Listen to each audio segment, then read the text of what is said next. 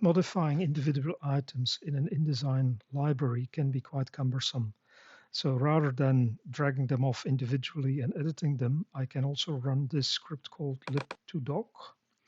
So and all I need to do is go and find that library here, click open, and it will create me a document that has all the elements of the library splayed out over multiple pages.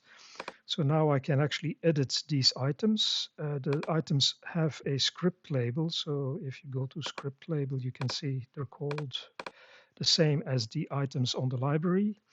And then once I'm done editing, I can just reverse the operation and make a new library based on the edited items in the doc. So in this case, this is the document.